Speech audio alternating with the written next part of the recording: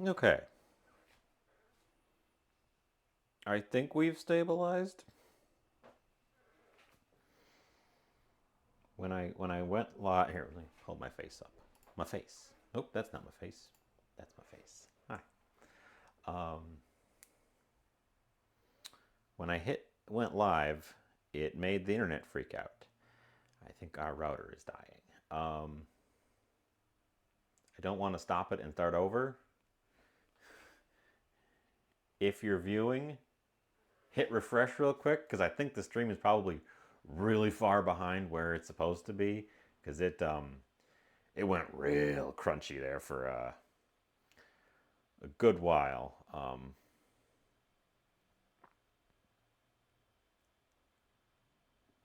Selena, hi, hi, welcome, welcome. You are officially, formally first.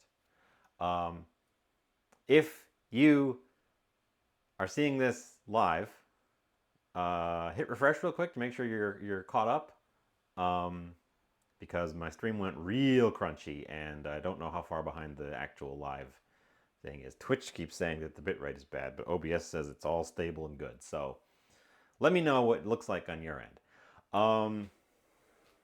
Also, hi, welcome, welcome.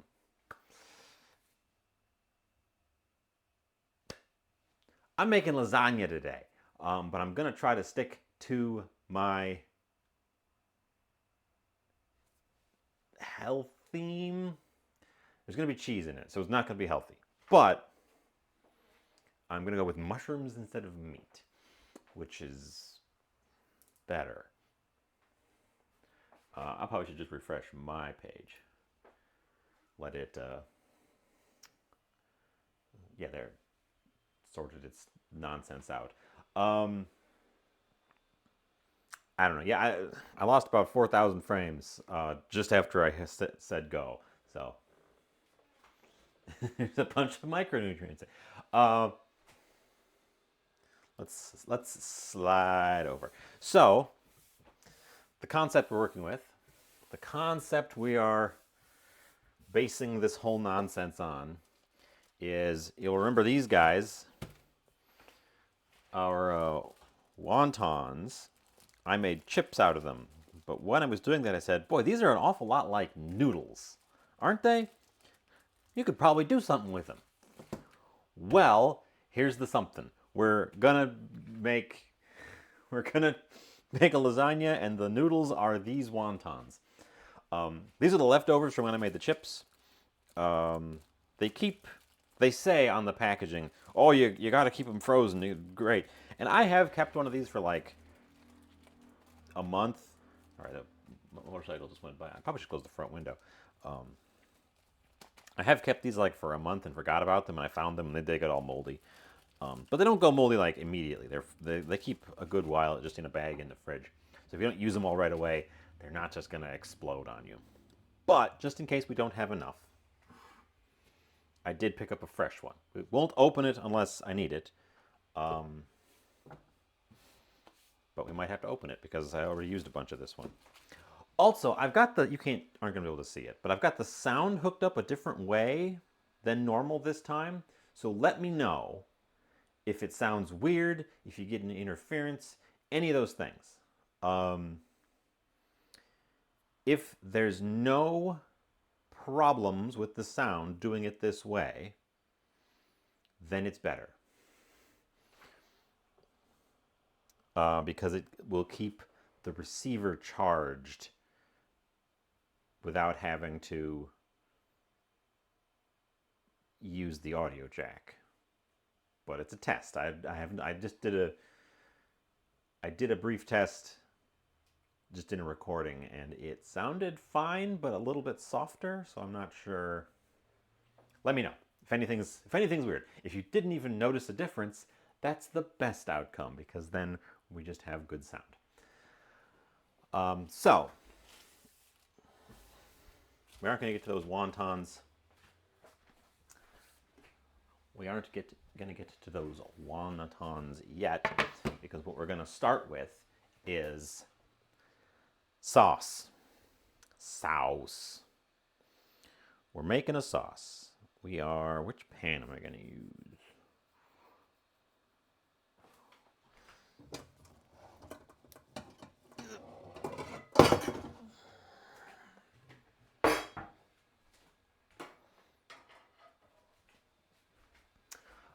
Didn't notice anything. Great. So I had been plugging it into the audio input as just a microphone, which makes sense. It's a microphone. But it runs the battery down because it's not getting power through the audio jack. So I've got it plugged into the USB instead so it can get power while it's running.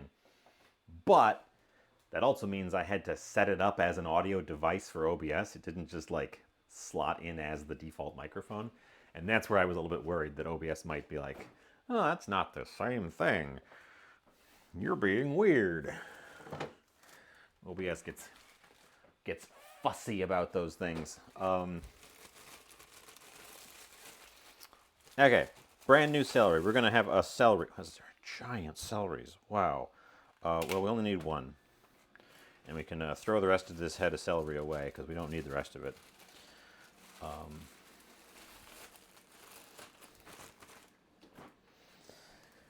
Gigantic celeries.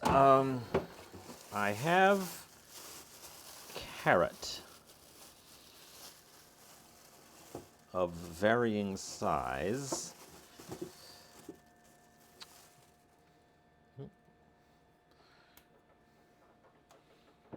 That looks about the right size. They're white carrots, which is strange. Strange to me, but I tried one, and they're just like slightly sweeter than an orange carrot. They still taste very carroty.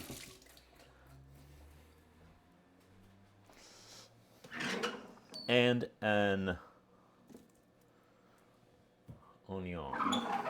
So we're not going to get the color from the carrot, but that doesn't matter because we're going to get the color from the tomato. Because we're making a tomato sauce. We're making the sauce for our lasagna. Let's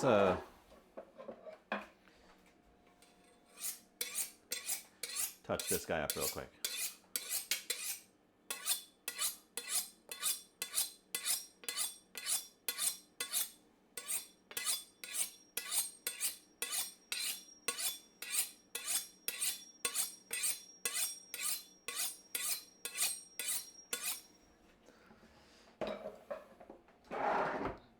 And I'm gonna put some olive oil in the pan right away to get it started.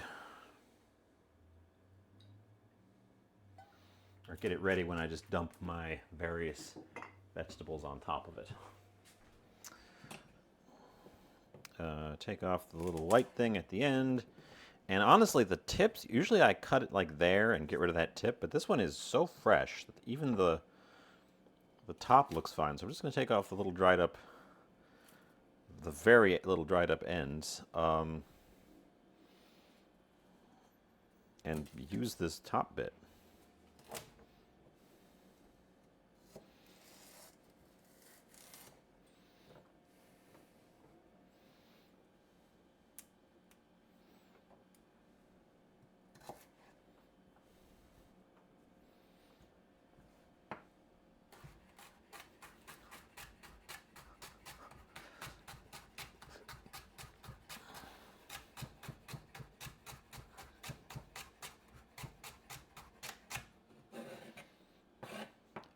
There's no need to get really super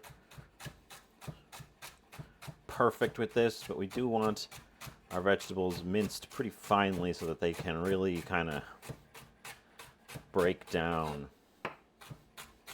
I say minced, sliced pretty finely so that they have a good chance to break down while we slowly cook them. These end bits where I'm just about ready to cut my thumb off. Don't cut your thumb off, kids. It's unpleasant.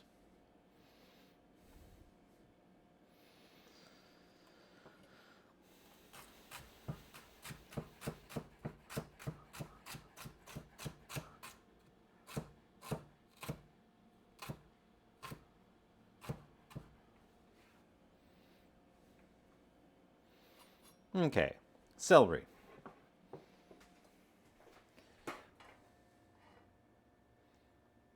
If you've been paying attention, we are indeed starting with a mirepoix, although I'm not mincing it to French specifications.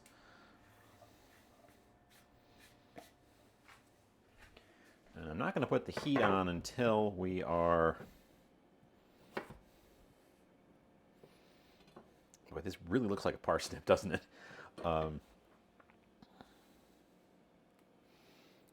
Take the little rootlets off.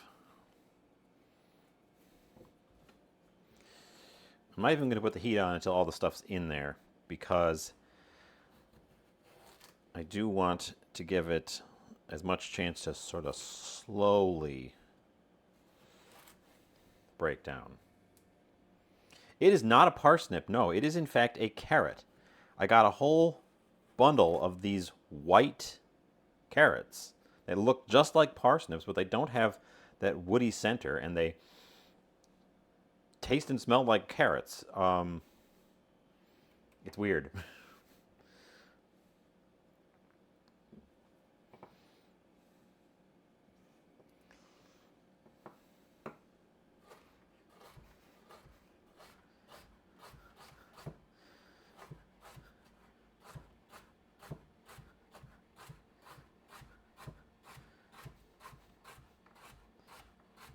So I have to, because I also have parsnips, I have to remember which ones are carrots and which ones are parsnips. I've got them in separate crisper drawers. Just because they do look so identical. I'll grab one of each in a second. We can. Actually, I haven't looked at the parsnips in a while. I probably should take a peek at the parsnips and see if they're actually any good. I got some parsnips in the discount thing, and I've used a couple, but it turns out I don't use a lot of parsnips, so the some of them might end up in the compost, because I have not looked at them in a hot minute. So our weird white carrot goes in.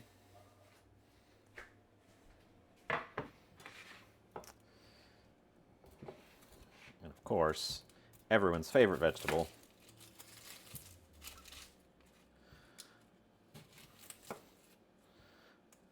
the onion.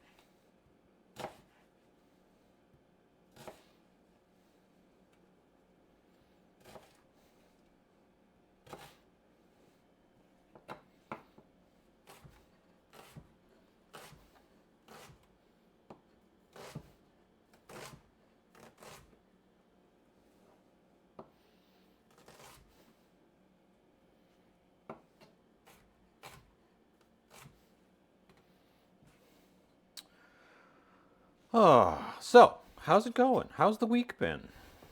I had another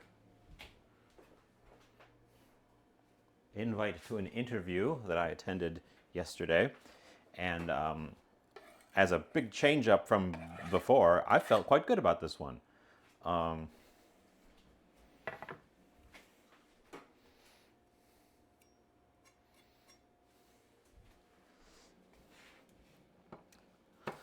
I'm cutting this way. I think it'll be easier for the second pass.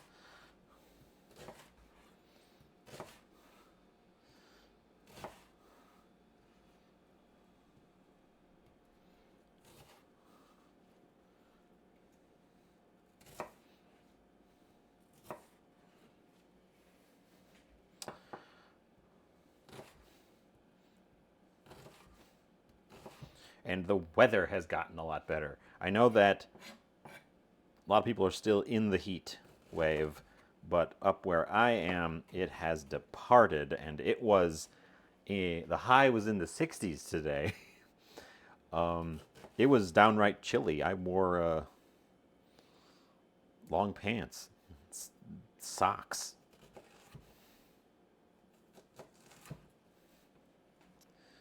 I've had the windows open since yesterday. Just reveling in the delightful weather. Okay, slide over. We're gonna get these guys started. We're gonna use the red spatula because this is going to end up being red. We'll get them stirred around.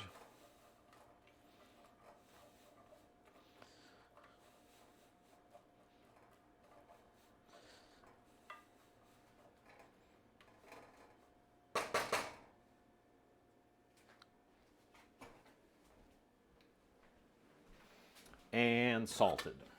Don't want to go too hard on the salt, but there's no way to really sweat out vegetables without the salt unless you put it on a ridiculously low temperature. I'm going just like a shade below 5 on my dial. My dial weirdly has 6 in the middle because it goes to 11.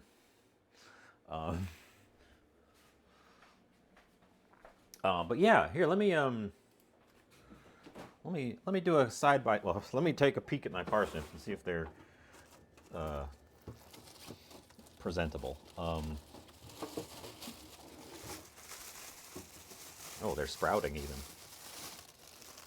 even. I definitely haven't gotten to them fast enough as they are attempting to grow.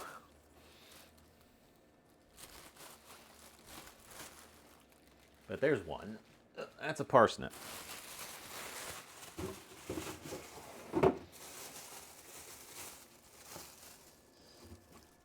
And that is a carrot.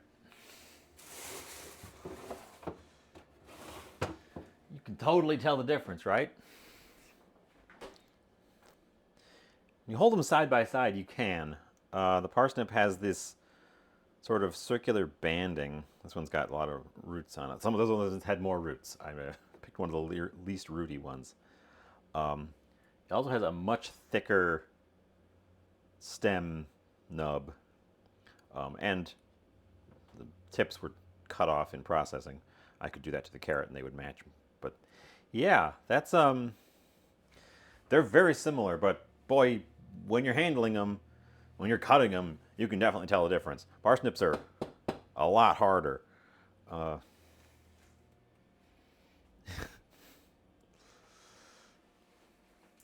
we're not using this one today, and I've already used a carrot today, so I can't prove to you, but they're not the same thing. But yes, they are very similar. They are almost the same thing.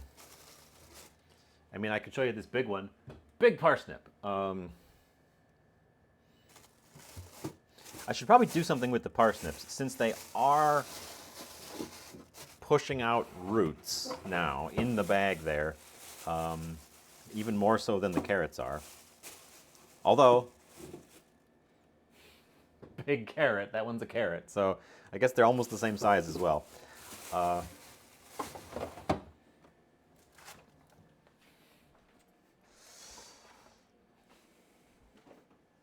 Okay, continuing part 1.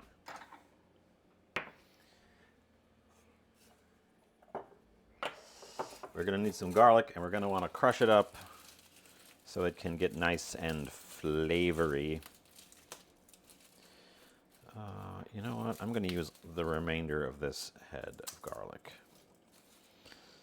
because there's only that much there, and I'm making a big pot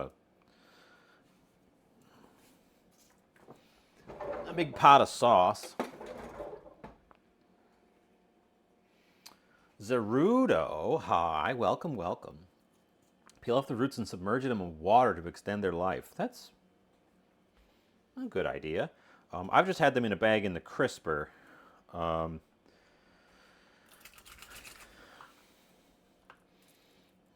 I just don't get to them fast enough is the problem. Um,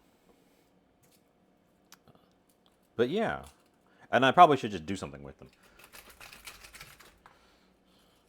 Although, once again, they were from the discount clearance produce, so if I do have to throw some of them out, it's not a massive loss either. It would be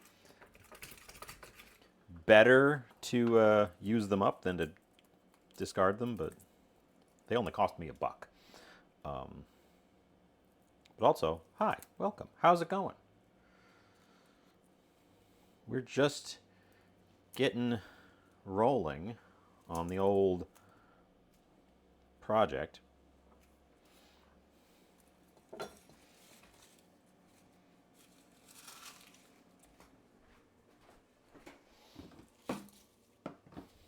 So you're just in time for all the fun. Wait till you see the mushrooms. Wow. I had me at Wonton Lasagna too. I don't know if it's going to work. Oh, the garlic tube. I always say I have no, I wish I could tell you who made it and direct you to them because it is a fabulous thing. But it doesn't have any label marks on it, and it was a gift. So I don't know, but yes, it's just a silicone tube. But you put a garlic in there, and it doesn't really work with the. It kind of works with the small ones. It doesn't work with the small ones or the really flat ones because they kind of slide. But it just loosens the skin up in no time.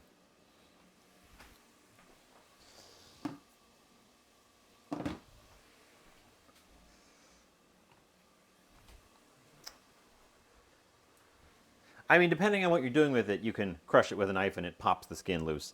I want to really kind of pulverize these, so I'm going to be putting them in the. Take the little hard bits off the bottoms. I'm going to be putting them in the masher.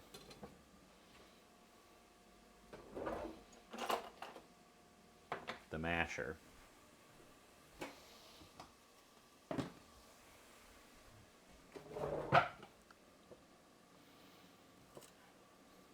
So we kind of chunk up the big ones. Everybody goes in the. Everybody in the pool. So I have 2 of these. And this is the one I like. And this is the other one. This one sort of opens up like that. It's all hinged. When you smash stuff, it kind of squirts out the sides and it gets all over the place, and this thing doesn't come loose. This one, the one I like because this thing is a whole separate part that just pops out.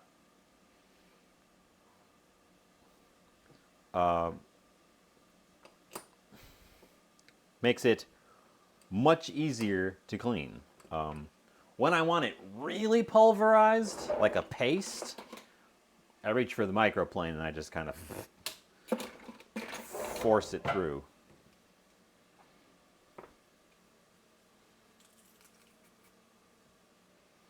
But this guy, with the removable little bowl, is pretty great when you want it just minced up and fast.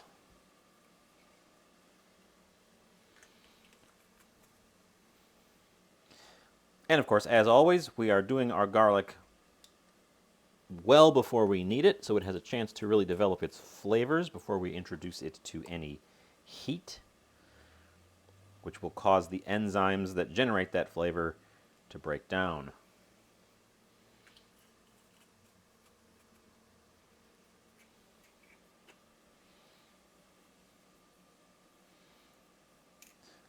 The other advice I have for cleaning these things is never, ever, ever let them dry out while they've got garlic on them.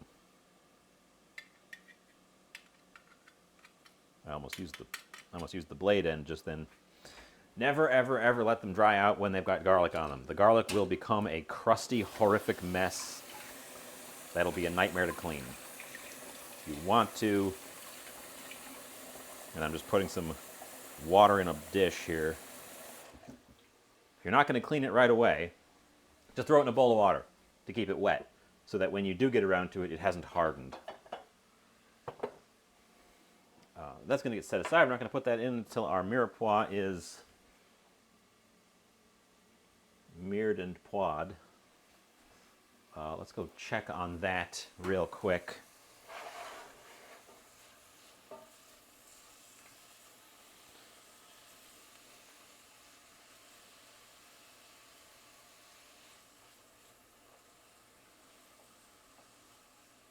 Yeah, it's getting started. Our onions are still pretty opaque, so ways to go. Okay, the next one. Mushrooms. Oop, you're just over there. Mushrooms. Fresh mushrooms, but also I have some slightly old ones that we're going to use up too. We're going to use up all of them. So these guys are a little bit old. But mushrooms, honestly, they kind of dry out more than go bad in any other way. If they get slimy, then throw them away. But these are just kind of like dried up a little bit. They'll be fine. And I don't feel like mincing. We did that once. I minced 2 pounds of mushrooms once with a knife on the board. And boy, that was awful. So we're not doing that. We are getting out the device, one of our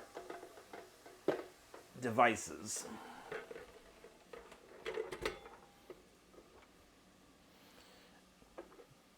I'm removing the spinning death blade and putting in the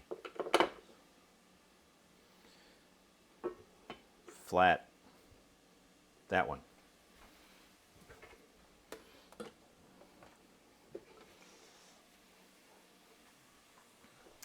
And the lid.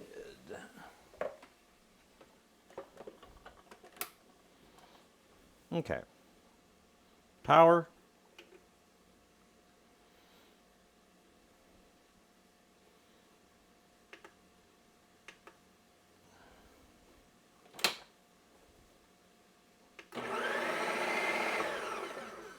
Disc. Gotcha. Okay.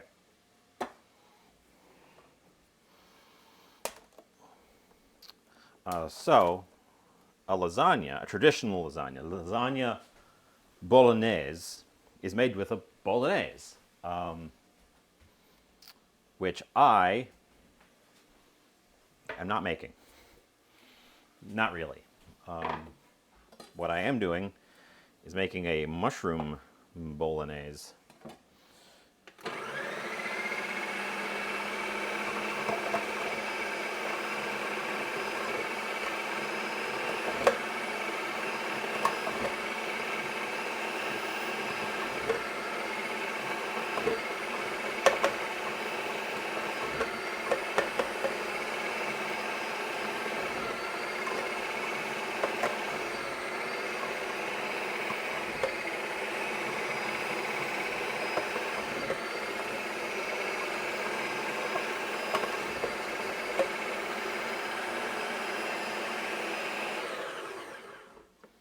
Okay, we have a little bit gunked up at the top, so pull that out.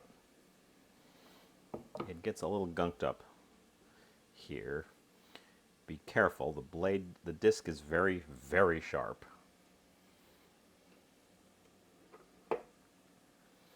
We're probably... Now, the mushrooms are going to shrink down a ton the way I'm going to cook them. So I want to way more than I think I do.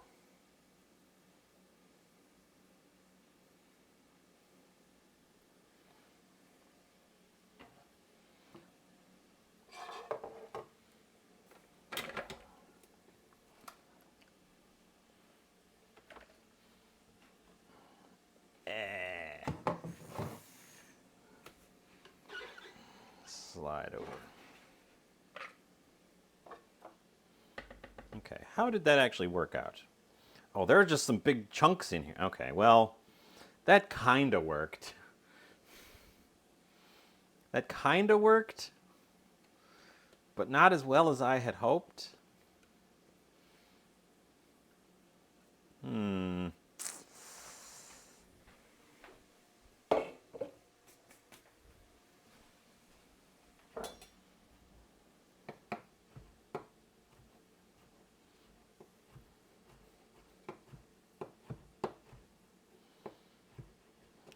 Maybe I do want the spinning death blade to just like do a mince.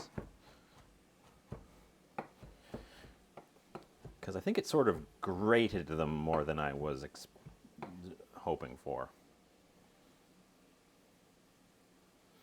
Yeah, this is going to be a fuss if I do it this way.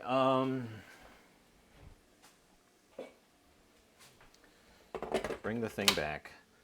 Switch to the spinning death blade, which has a chop mode.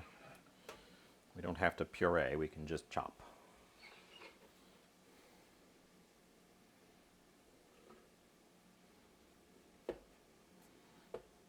Get those guys back in there.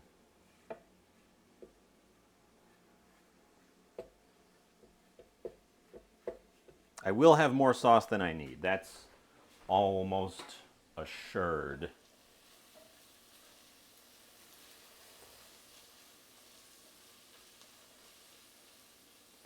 Since I'm not making a gigantic lasagna out of this, we're making a small one. I will just jar up any excess sauce for later.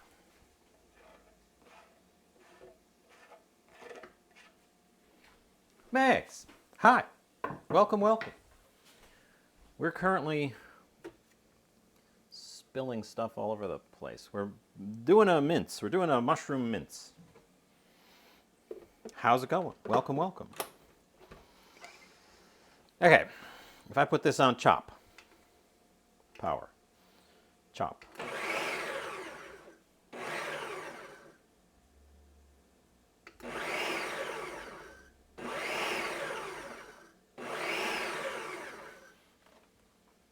I get it. It does a couple quick pulses.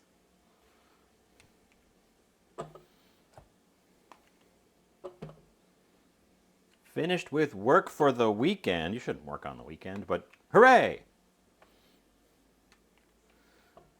That's great news.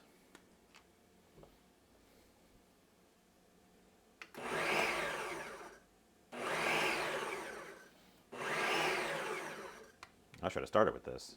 This is a great idea. They don't need to be consistent because they're going to get cooked down as well. But I want them to be... I don't want any big chunks in my finished results.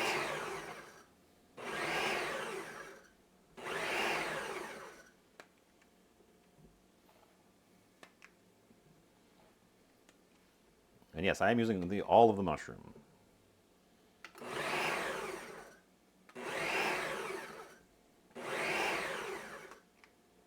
Okay, I will finish it with just manual pulsing.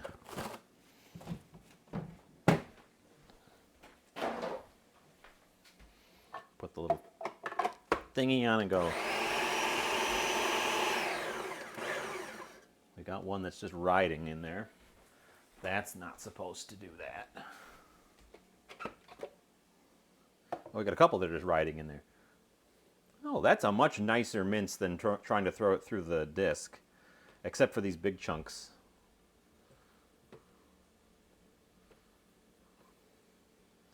It's kind of... I've just overloaded it is what I've done.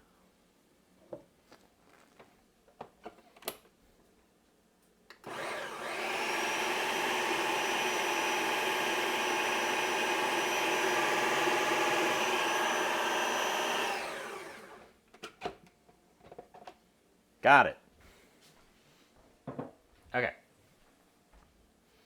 Power off so I don't slice my hand open.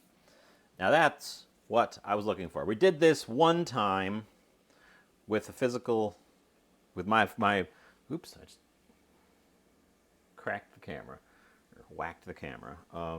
We did this one time manually with a knife and a board, and it took forever, and I got blisters. No, I'm not making a puree. I'm just trying to get it sort of this minced up level, so that when I add it to our sauce, it cooks down into little crumbles.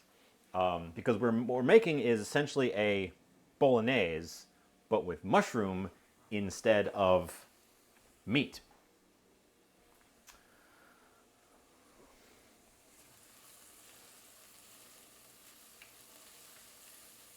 And I did not want to give myself blisters and carpal tunnel manually mincing up this many mushrooms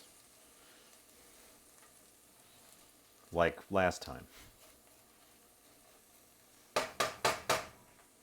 So no more time in the device. We're done. That's it. That's my goal. Pounds of mushroom.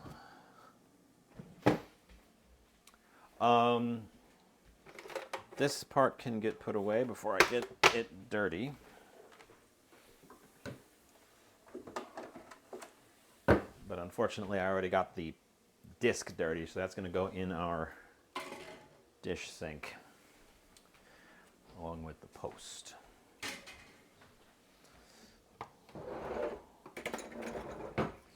Okay.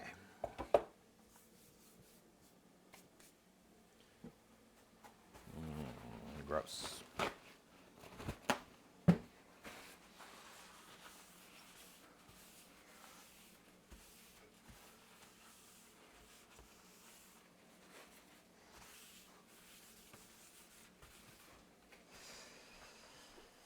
Back over at our cooktop, we have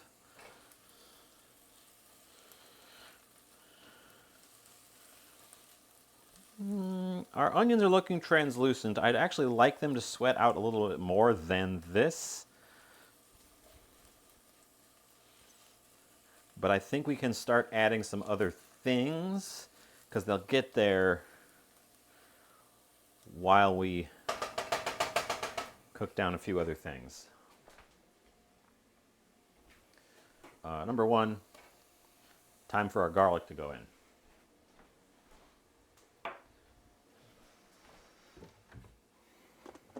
And I'm augmenting it with some garlic powder, some onion powder. We're building up the savoriness. We have to lean in to build up the savoriness because we're not putting any meat in. Isosceles is not first.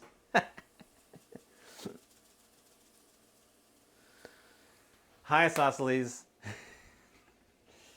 You are officially not first today.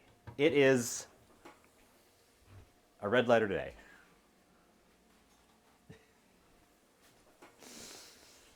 Welcome. Hello. Welcome, welcome.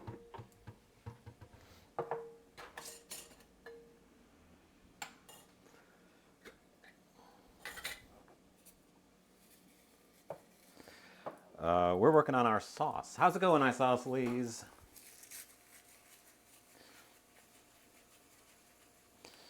Crushing up some of my purple basil. My purple basil didn't grow very well this summer so far. Summer's not over, but it's not looking really robust enough to take a big harvest. I might run short of basil.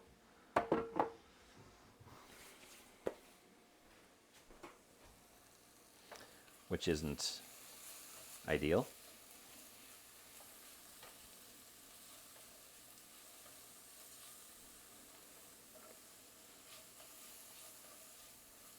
Okay.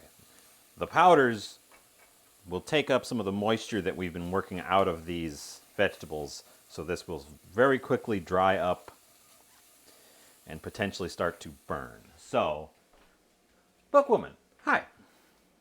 Welcome in to this nonsense. We're going to very carefully wipe these blades off to save as much mushroom as I can without cutting myself.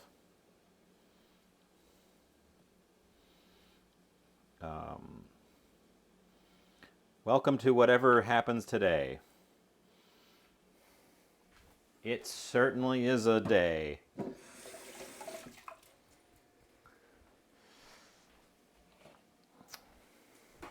Okay.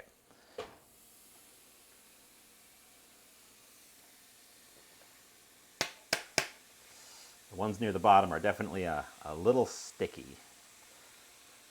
Ideally, there's enough moisture coming out of these finely minced up mushrooms to wet the bottom of the pan.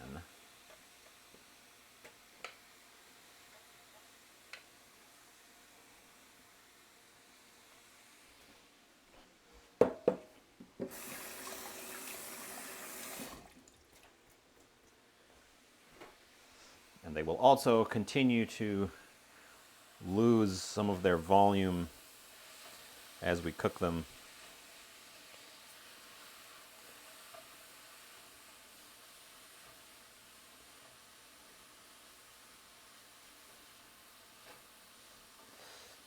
They're starting by soaking up some of the moisture from the bottom of the pan, but that's because they're still cold.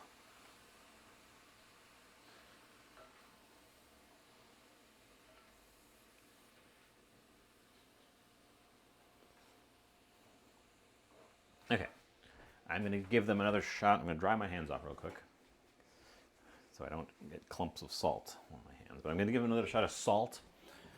Try to push some more moisture out of the mushrooms from the top down, which is why I didn't want to over salt at the beginning, because I knew I was going to add a little bit more now.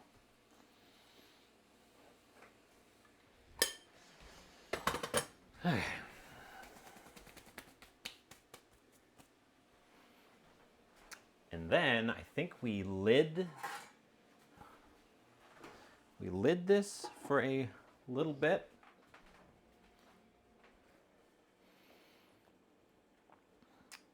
The sauce is our main event in terms of what's going to take the most cooking time. I also need to do the oven. What temperature do you bake your wonton casseroles at typically? What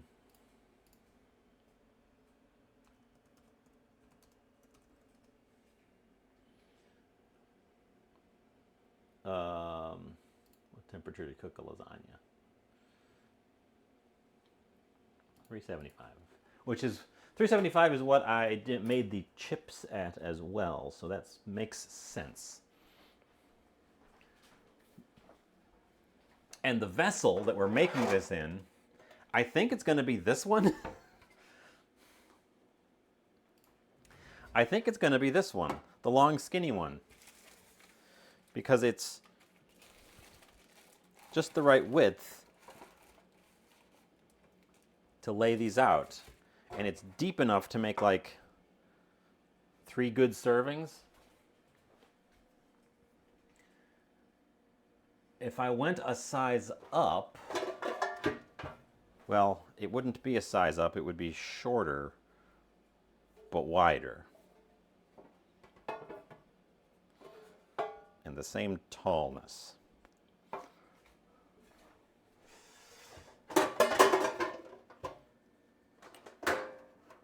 Otherwise, I could go way up, and we could just go absolutely nuts with it and do a big guy.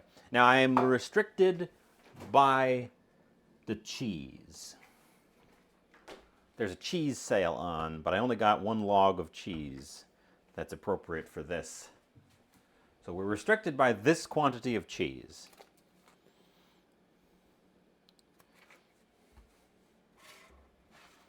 So what do we think? This one's also slightly shorter than the loaf. My first instinct was this one, so I think we're going to stick with that one and just have extra sauce. Because I am trying to cut back on the volume of overcooking that I do. And in part of that is just making smaller quantities, making less leftovers. We should not use this whole log of cheese if we can help it. We might end up doing so, but it would be better if I did not eat a whole log of cheese. What's the calories on this? There's 16 servings, 80 calories. Oh, I have too much of a headache to do quick multiplication. It's a lot.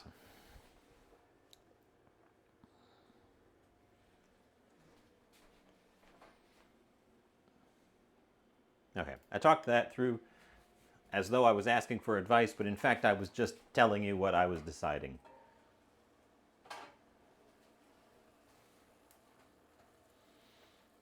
Ooh, very mushroomy. The smell, I mean.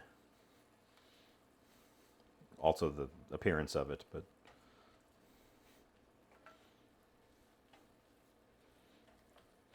And it has indeed given us quite a bit of moisture at the bottom, so that nothing is stuck down there anymore. It's picked up our fond. And it's getting pasty. Mushy pasty. Should have checked inside the oven to make sure I didn't have anything in there. Sometimes I leave a pan in there to dry.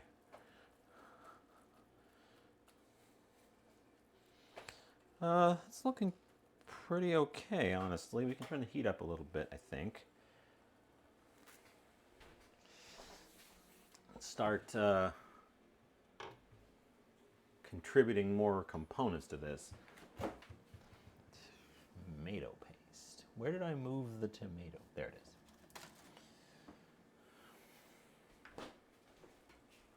So we're not obviously there's cheese in it. We're not making this vegan, but the cheese, I believe, unless there's something hidden in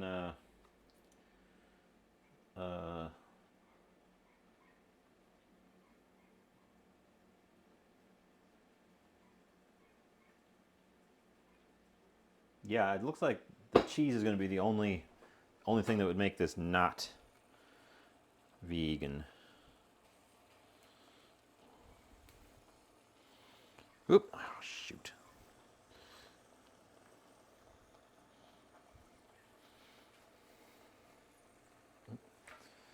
Throw in some tomato paste.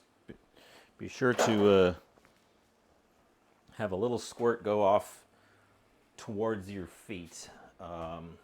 It's an Italian tradition.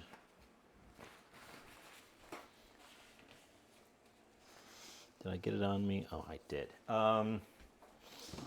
Just a tiny dab on my pant. Let's clean that off real fast.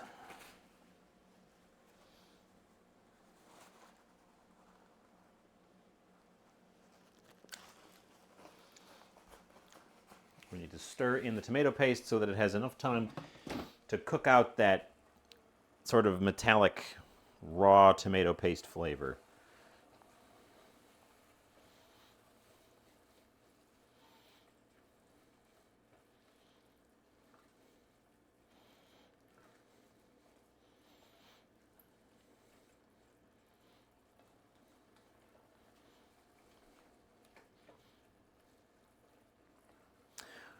I was also thinking we could add some tomato powder and potentially even some bell pepper powder to this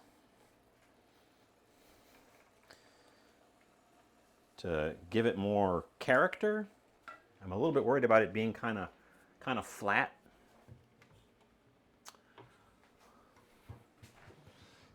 It does need some zing. We're going to go with powdered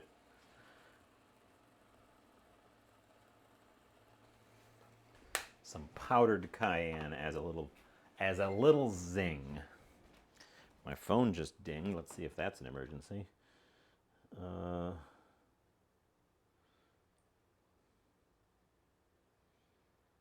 It did not ding, or did not emergency. It did ding.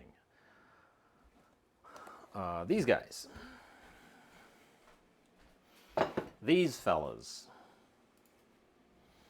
are dried bell peppers and dried various tomatoes.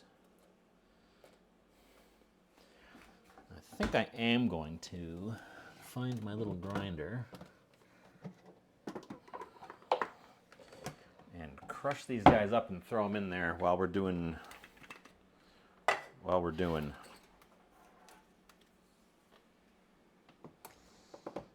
it'll probably also want some black pepper.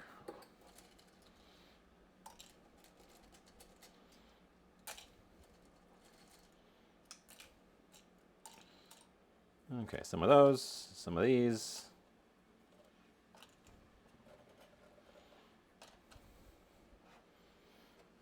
Some of this.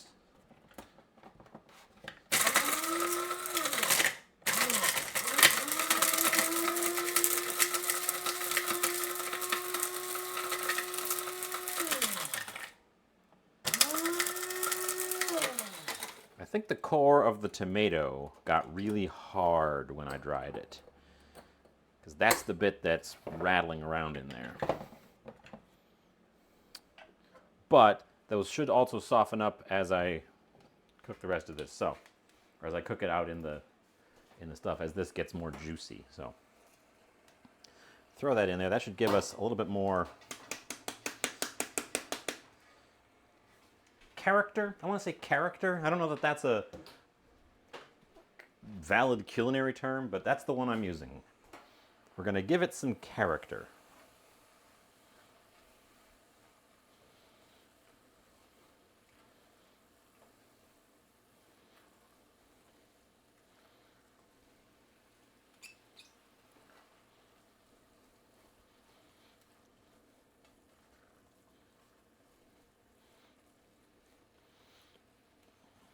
As it stands, this stuff, this mushroom paste with bits of vegetable in it, smells really good. And I bet you it tastes pretty good.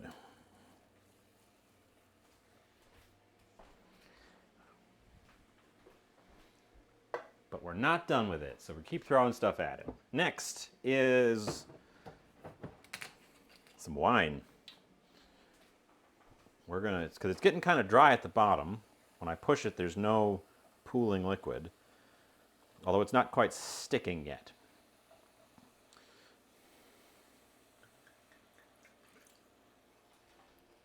It's also not quite hot enough to instantly boil that wine, so that's going to have to get turned up slightly. Saizan, hi. Welcome, welcome. How's it going?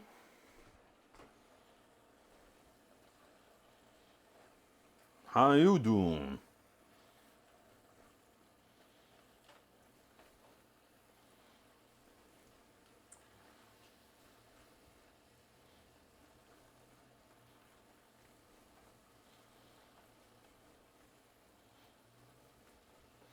That needs some black pepper too, because everything needs black pepper because it's the greatest spice ever created.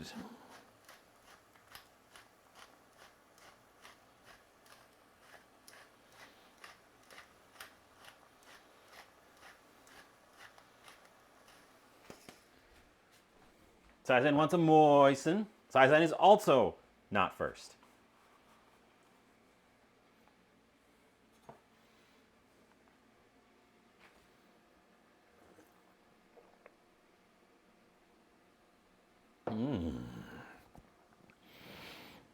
Moist.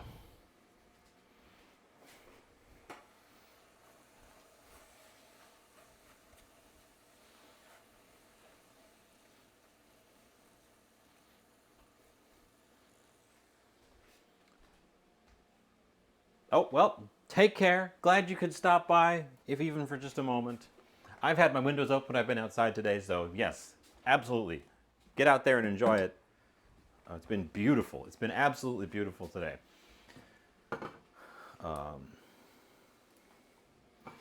This is diced tomatoes because I grabbed diced tomatoes instead of crushed tomatoes. So we have to open our tomatoes and then give them enough time to kind of cook down so they're not crazy chunky. Although I don't mind the chunks so much.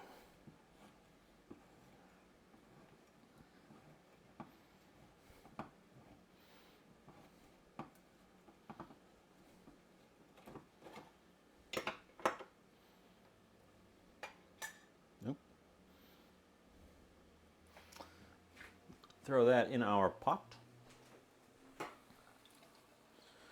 We possibly want some water as well because the mushrooms have taken up quite a bit of our starting liquid. We need enough to sort of stew this.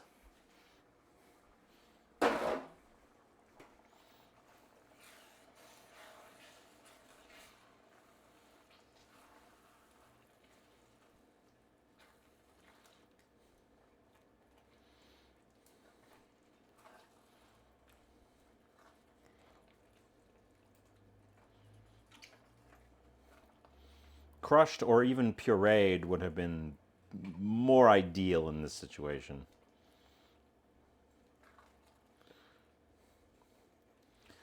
But I think our sauce is approaching where I want it to be. Let's give it a taste to check for seasoning levels and such. Turn it down a little bit. I don't want it to go nuts on me.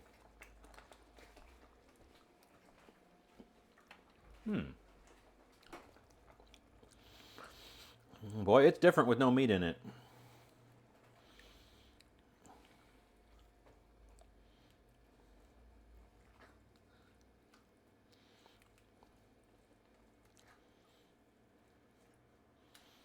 What does it need? It's a little flat, which is exactly what I was worried about.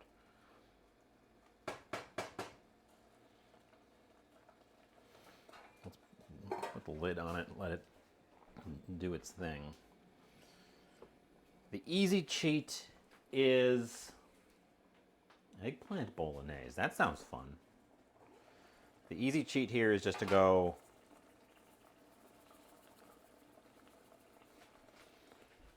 throw in some MSG.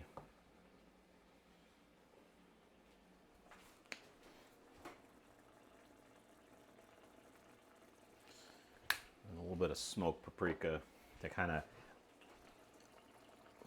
amp up the umami. Ooh, umami. It actually might be slightly undersalted, which is strange because I have a bad habit of oversalting things.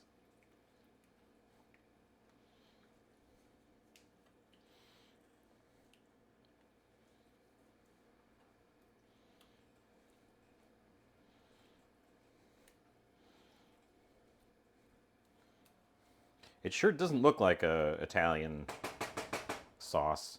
It's very brown.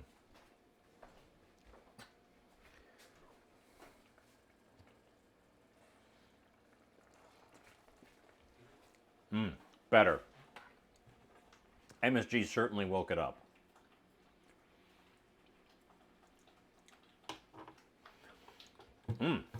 Oh, it's interesting. It's got I think it needs to stew together a little bit, for sure. But it's got some depth and some interest to it now. Do I want to make it a little bit spicier? It didn't. The spice of that cayenne pepper did not come through very strong. This is quite a volume I'm working with, so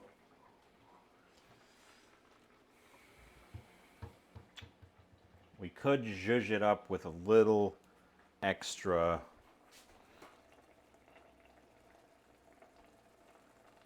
spice. And if I use chipotle,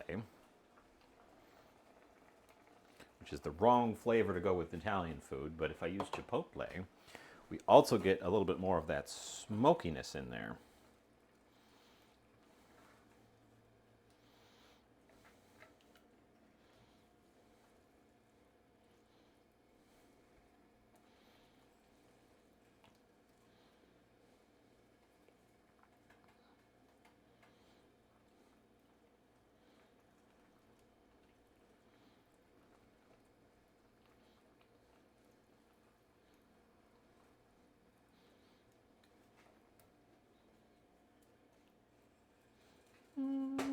Yeah, I think we're doing okay.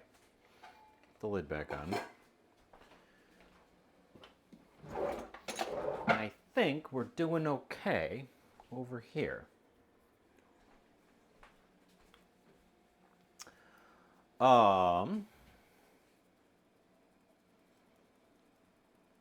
And then when you assemble a lasagna, it's just the three things. It's just sauce, cheese, and noodles. So, I guess we slide over here and we look at how this cheese looks. This is supposed to be the low moisture version. These fresh mozzarella logs are often downright wet when you get in here. This one says low moisture. Well, it says lower moisture. So let's find out together right now how that actually works.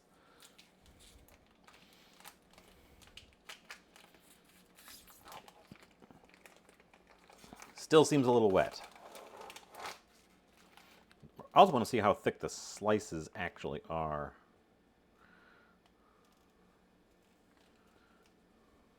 They're not too thick.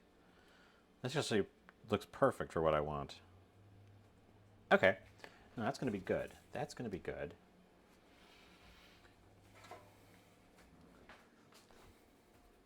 I might not even need to use all of it, depending on how many layers I end up with.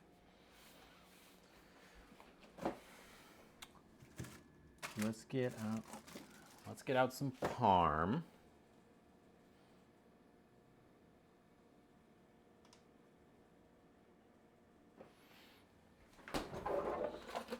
Parm and the grater and the noodles and the cheese and the sauce.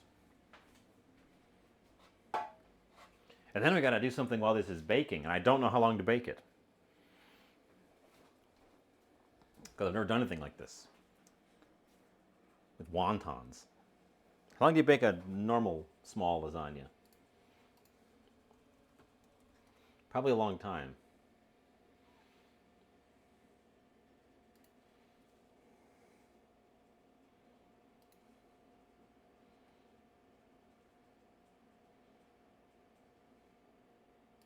The best homemade lasagna from Simply Recipes bakes for 90 minutes. That can't be right. That has to include the sauce. That has to include browning the sauce. Yeah, 45 minutes of just stirring the sauce.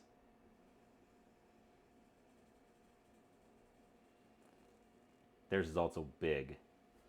Oh, it bakes for 45 minutes. We're not baking this for 45 minutes. We're gonna find out live how long this actually takes. And I guess I'll figure out something to do to fill space. Can I make a side dish? I don't really want a side dish. Make a garlic bread.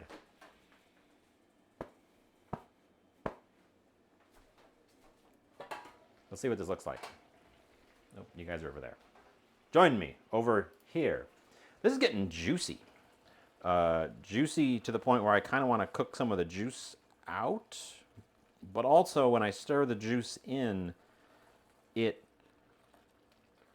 looks like really nice sauce. It doesn't pool in the bottom. It only separates when I sit there and actively simmer it. So I kind of want to call it done. Let's give it one more taste. I kind of want to call it done also so that I can move on to the next step, which is this guy.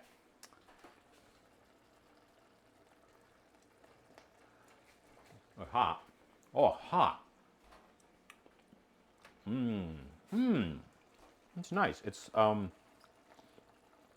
definitely has a little bit more of a peppery bite to it, but it's subtle, and the smokiness actually is more prominent.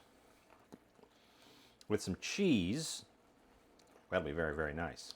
That's very nice.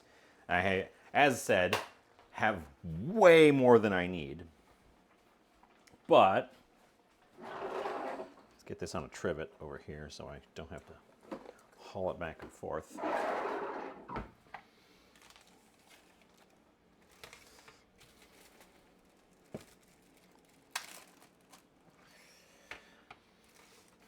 I don't know what I was going to say after that, but when I said it, I knew what I was going to say, but then I distracted myself.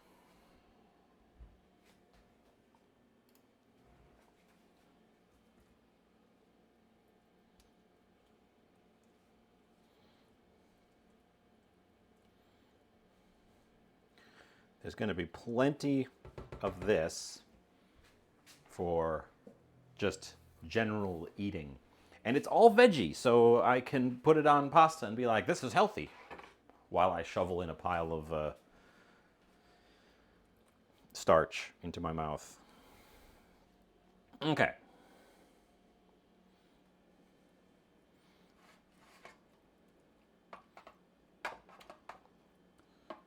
We assemble lasagna. Narrow lasagna. In a loaf pan.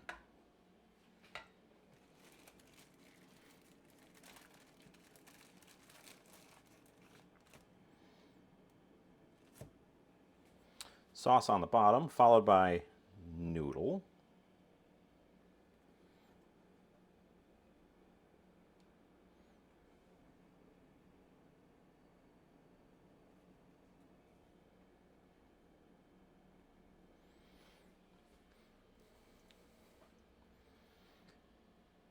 Followed by sauce.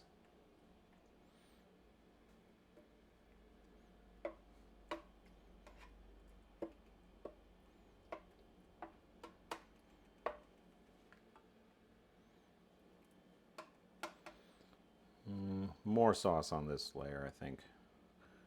You skimp on the bottom layer because it's just supposed to lubricate the bottom of the pan. But then your next layer you want to, like, not skimp on.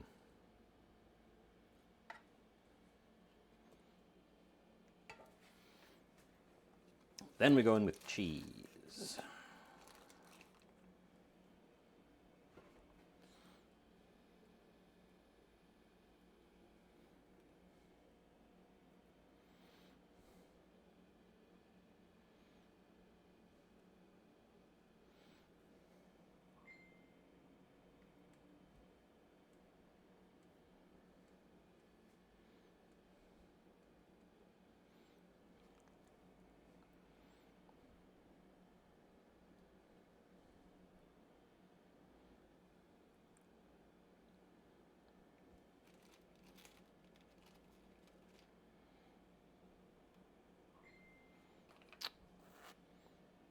I think I shouldn't have torn it up to fill space.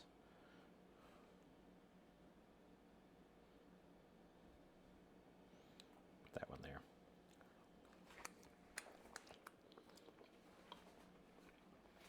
Now it's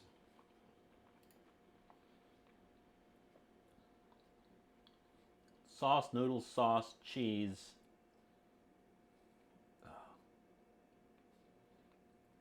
Oh.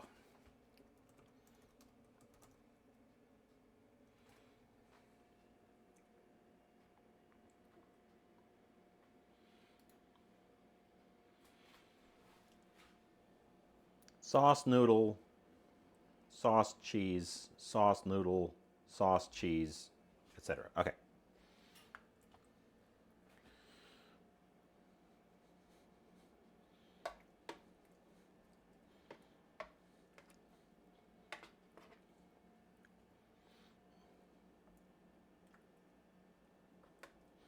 Although,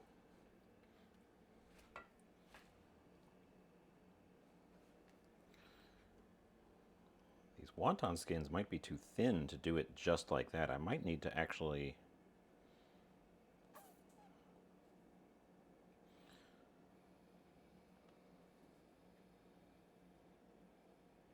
double them up.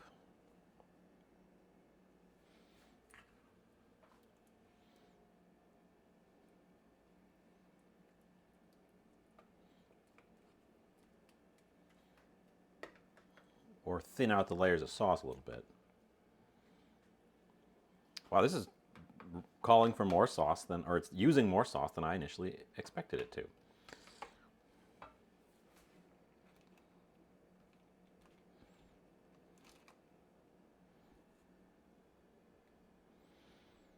I just do it this way.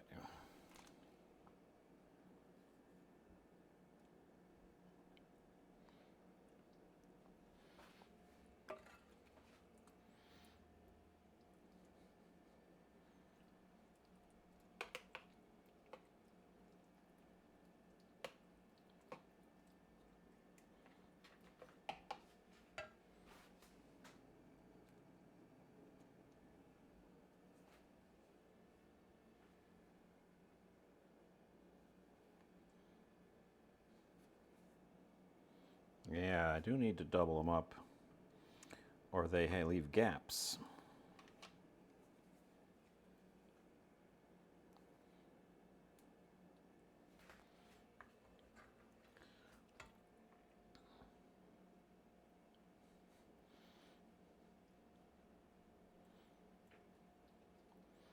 I still think we're going to have some extra sauce, but probably just 1 jar's worth.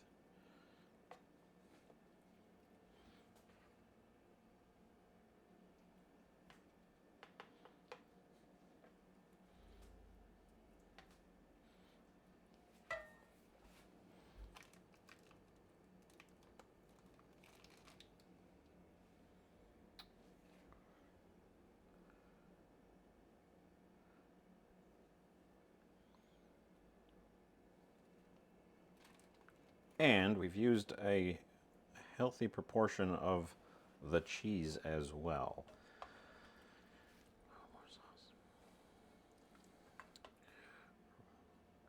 Just a smidge more. Top layer is going to be noodle, which I know is not correct, but I actually want the top layer to be fully exposed to the heat. I want the top layer of noodle to be fully exposed to the heat so that we can potentially get crispy wonton tops.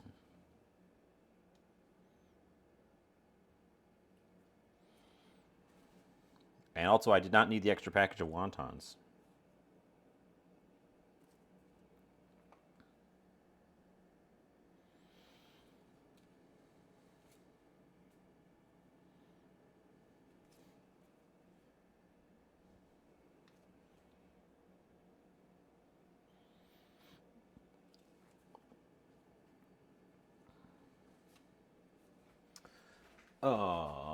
Knife. Board. That board is covered in mushrooms, but the back of the board isn't.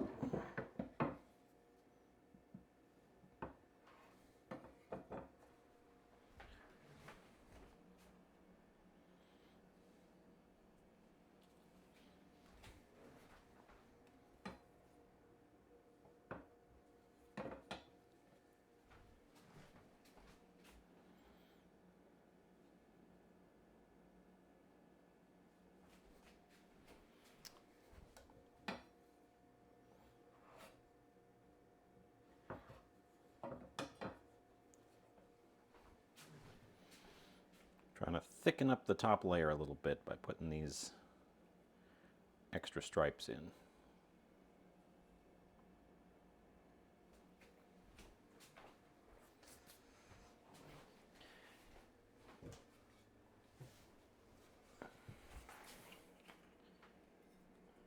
Maybe.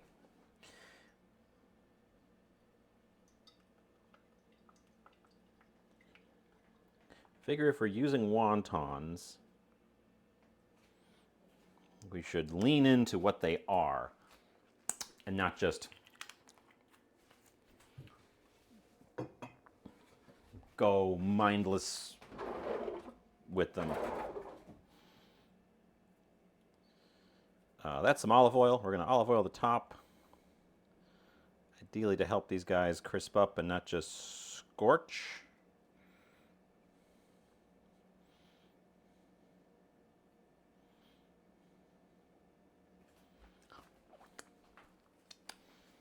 And then we throw this beast in the oven. Yeah.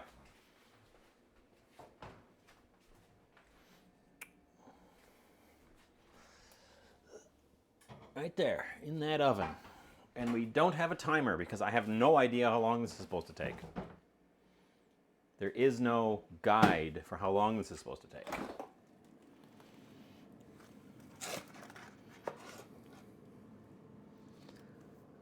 I'm going to refreeze the unused wontons.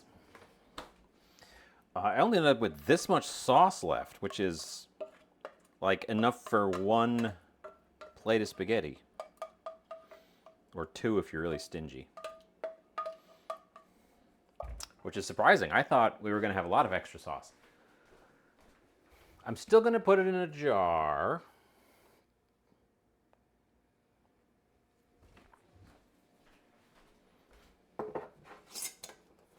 But it's not even going to come close to filling up that jar.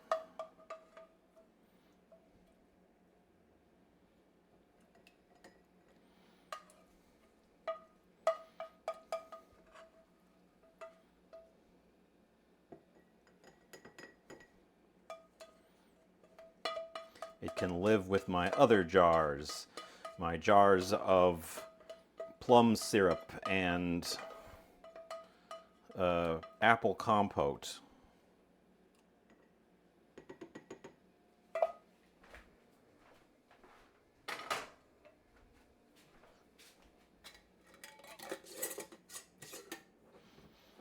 Yeah, it's a pretty piddly looking amount when you get down to it.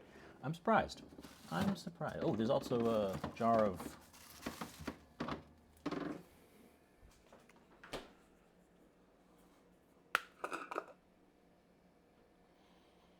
Ooh, I'm gonna do something with that too. That's our chimichurri. Still have a half of a mini jar of chimichurri.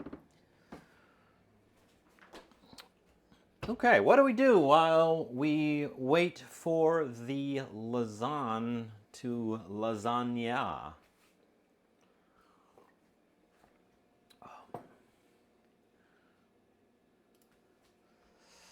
We put that cheese away, for one thing.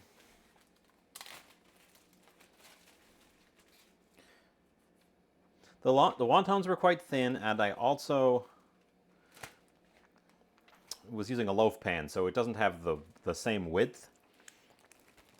And also, the sauce was boiling hot still, because I just took it right off the pan, or took the pan right off the stove and directly onto the thing, so it shouldn't take nearly that long. I'm going to try to use the wontons on the top as the guide.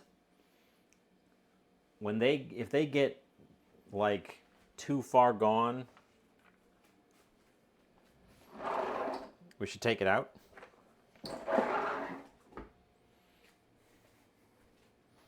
Well, there's no cheese exposed on the top. The cheese is all buried underneath. There's a little bit of cheese near the top that we might be able to see. It's going to be a little bit strange. I think the wontons might be too thin to form the vertical structure.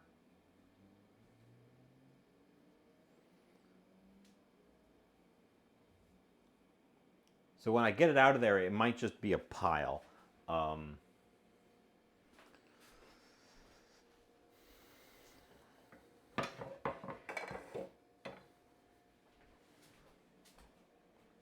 But it's thick. What's thick? The cheese? I want to make sure the cheese at the bottom is nice and melty. That's for sure. I think I put too much cheese at the bottom. And I'm going to finish it with some parm as well.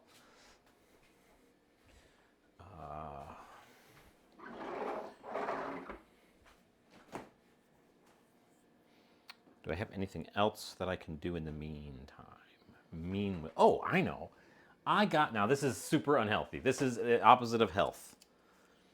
There's a Bel Giosso sale going on, which is part of what inspired me to do this, because I could get one of those mozzarella logs for a discount without having to go to the discount bin for it.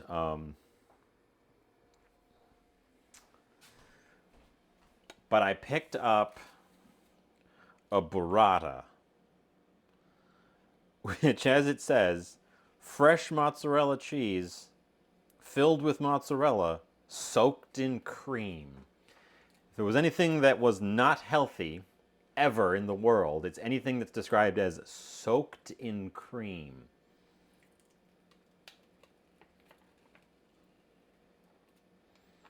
And I'm opening it, and we're going to find out what this is like. I've heard of burrata. I've never had a burrata. This is not a like real, super authentic burrata. I know because it's in a little wet cup. But let's find out.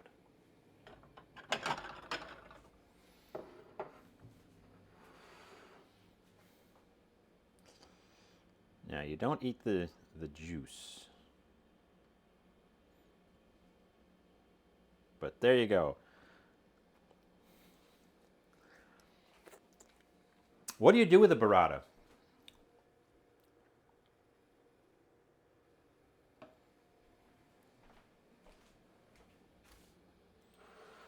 What do you do with that burrata now that it's out? We're going to do something with it. Just kind of eat it with some tomato? Maybe some salt? How to eat a burrata? Let's ask the Goog.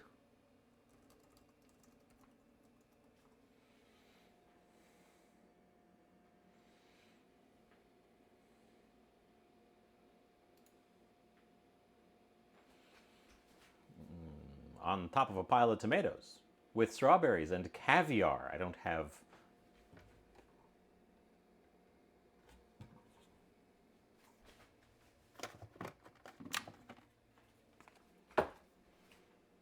I don't have strawberries.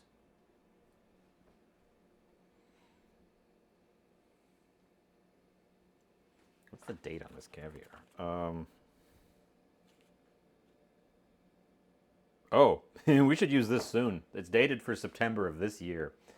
It looks like it's served with mostly fresh veggies, tomatoes, and salty things, which makes sense. This is like fatty cream stuff.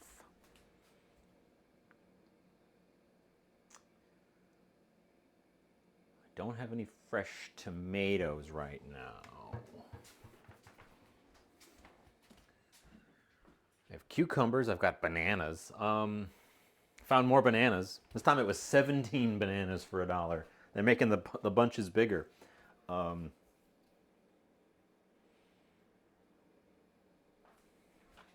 You know what?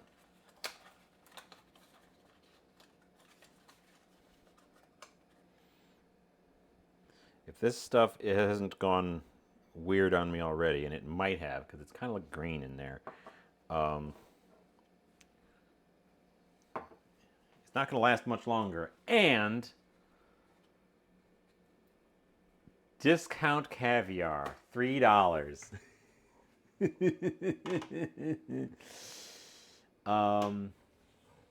I don't have any tomato. That's, well,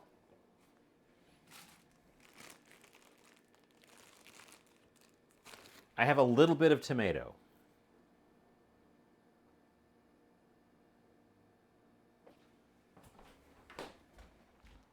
I have cucumber.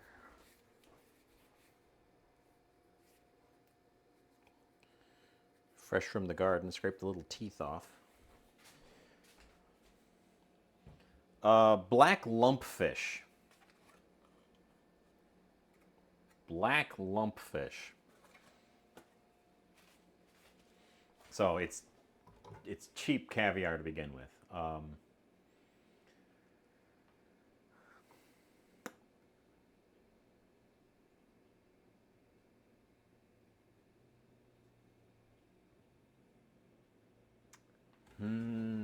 I think I'm going to try to assemble something around it on this plate and just say this plate is the service plate.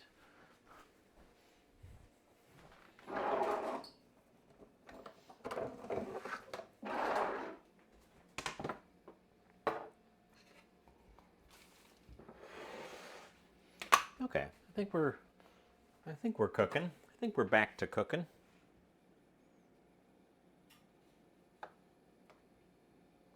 can hear the lasagna bubbling, which is a good sign.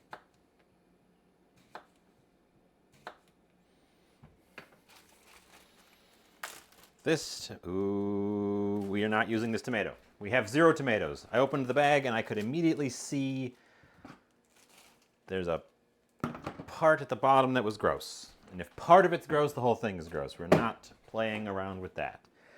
Okay, I have 0 tomato.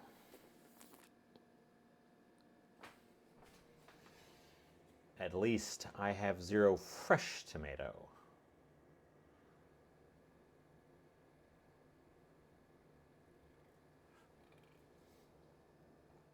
I have some other things. Let's see, I have pickle. What are you? What are you? Oh, why did I not label my jars? Ooh, let's try this. I've had this for a while. I don't know what to do with it.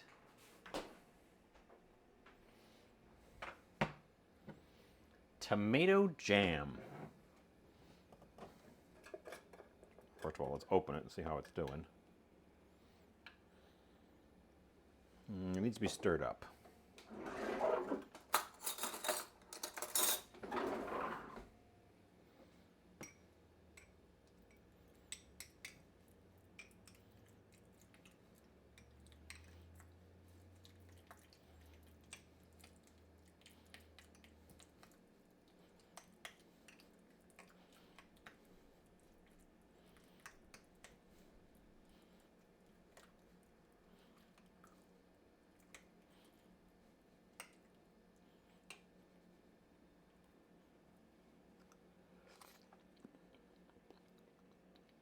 Sweet.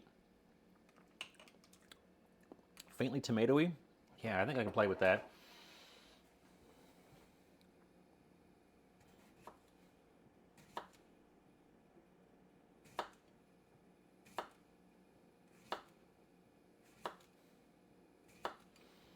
About half a cucumber.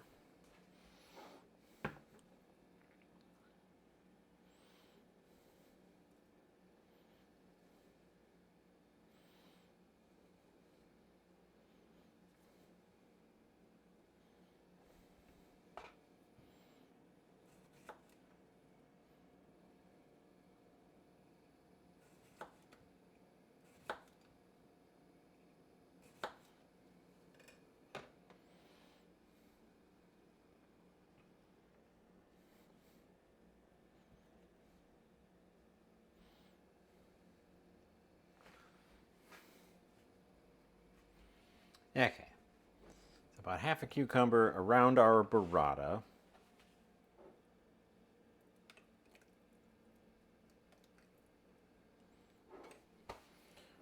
We're going to go with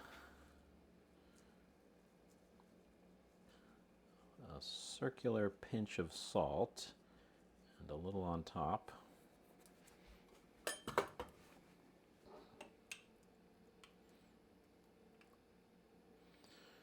And a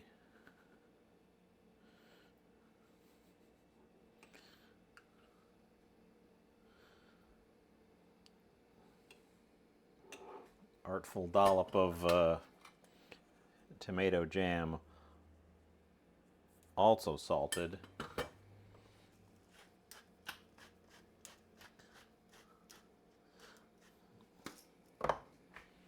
Peppered and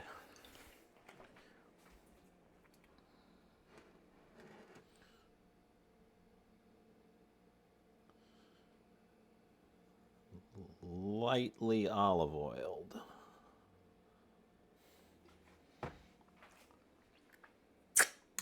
There you go. I have made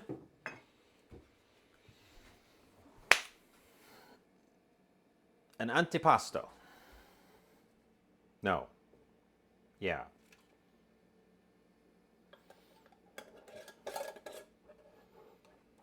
Yeah. The food that comes before the food. I have made a food that comes before the food.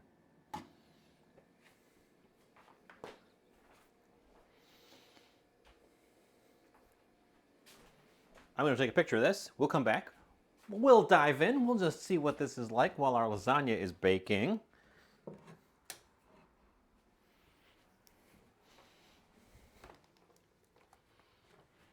Is it raining? I just heard a car go by and it sounded like it was driving in wet. Oh, it is raining. Huh. That wasn't supposed to rain today.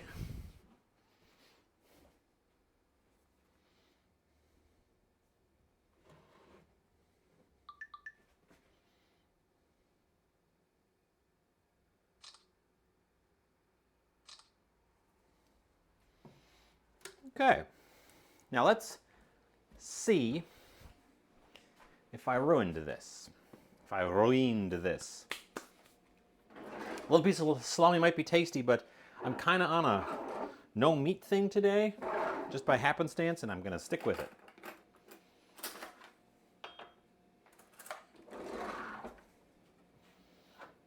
So,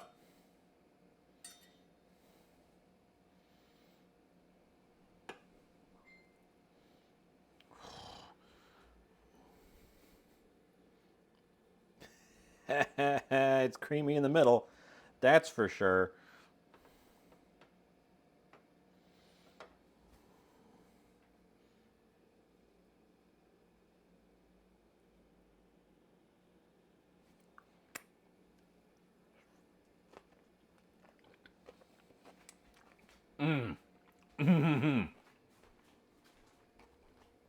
Oh, it's a little bit messy.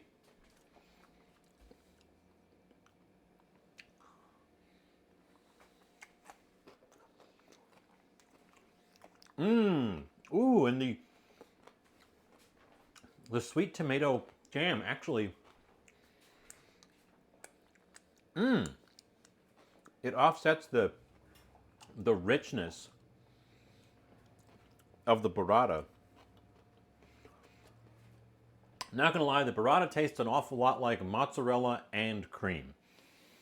It's not like revelatory. It needs a little salt.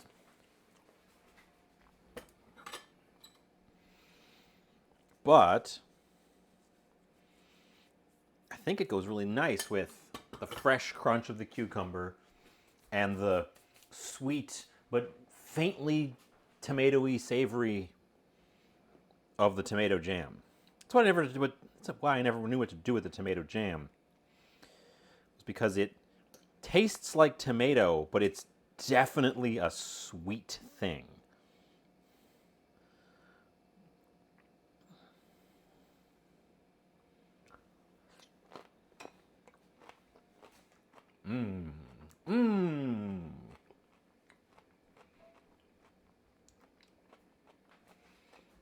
I shall nibble upon this all evening. It's tasty. Oh, this feels like a share plate, you get one of these for a group of 3 or 4 as an appetizer. I like the burrata. Oop. I dripped on the floor. I like the burrata, but it's just kind of generically dairy fat flavored on its own. It super needs something to make it pop, to make it set off.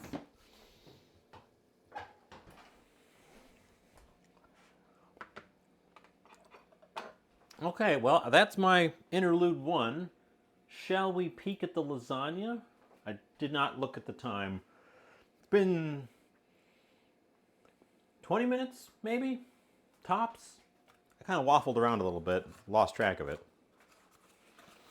We didn't use the caviar, so I'll just hang on to that, but it should be used soon.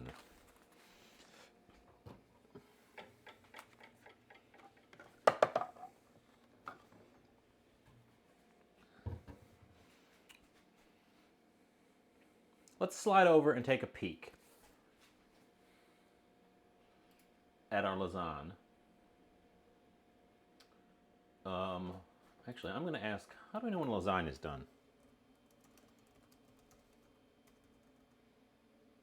Oh, how do you know when lasagna is done?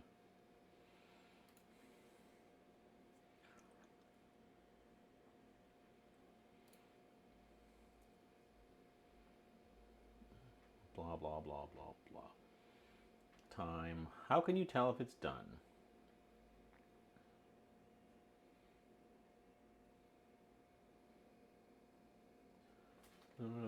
All the things. All you need to do is bake through until the cheese melts and the entire dish is hot.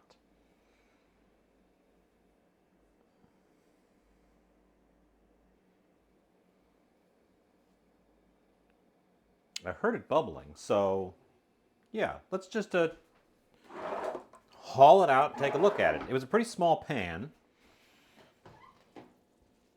It's bubbling around the edges.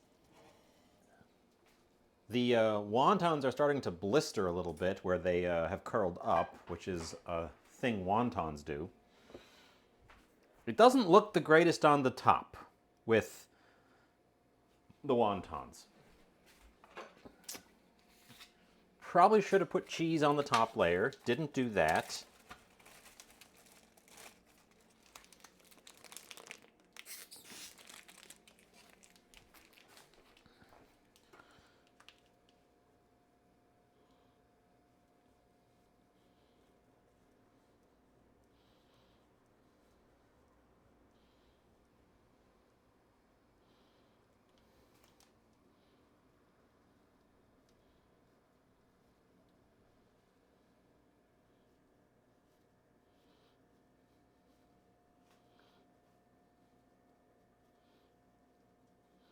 But then again, didn't I? I'm losing some cheese into the burner down there. That's not ideal. I'm going to have to clean that up.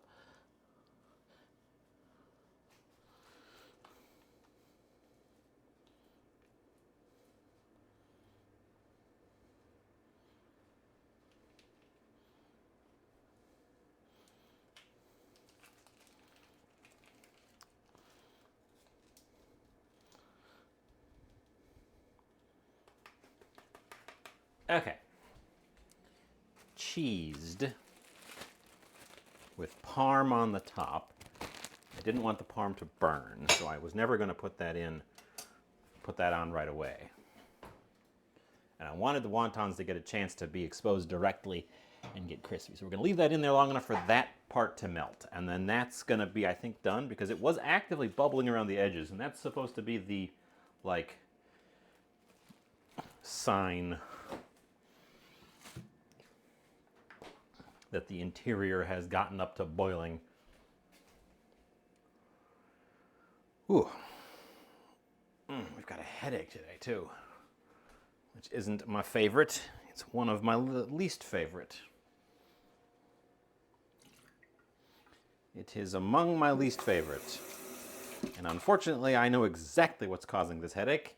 I'm attempting a brief coffee reset because I think I've been drinking too much coffee. And of course, that gives you a headache when you take a skip on it, and we're at that stage for sure.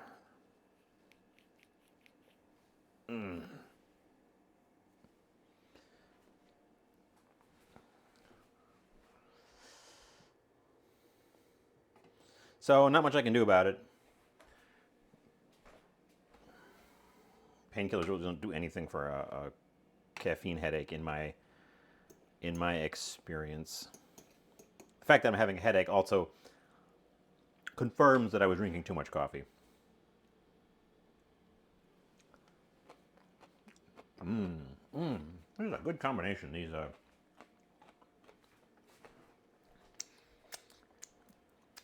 These things here. It's fresh and sweet and crunchy and creamy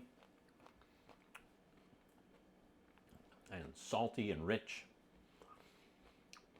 It's a little bit of everything.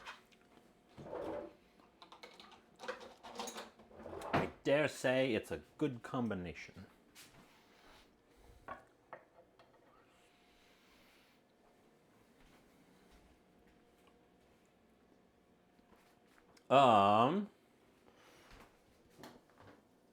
Okay, that top cheese is melted, so I guess we take it out.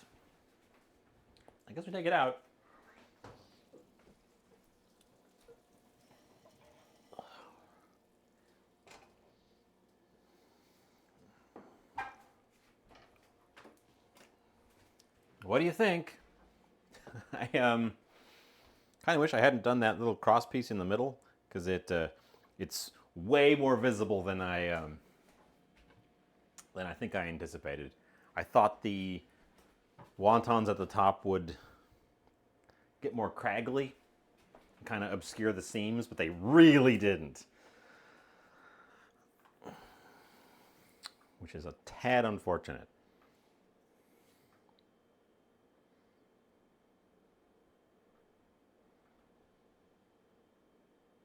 Okay, well, that's the thing. There it is. Behold. Behold its majesty. What plate am I using? Ah, what door am I slamming? What colors am I thinking about? Sauce the top. Probably should sauce the top just to make it look better. Because it doesn't, you're right. You're right. It doesn't look good on top.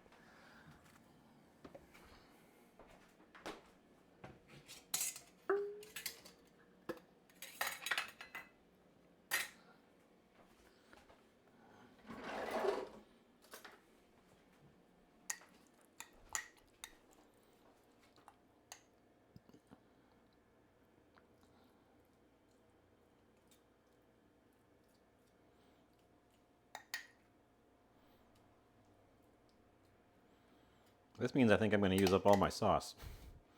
We're going to have used all of the sauce.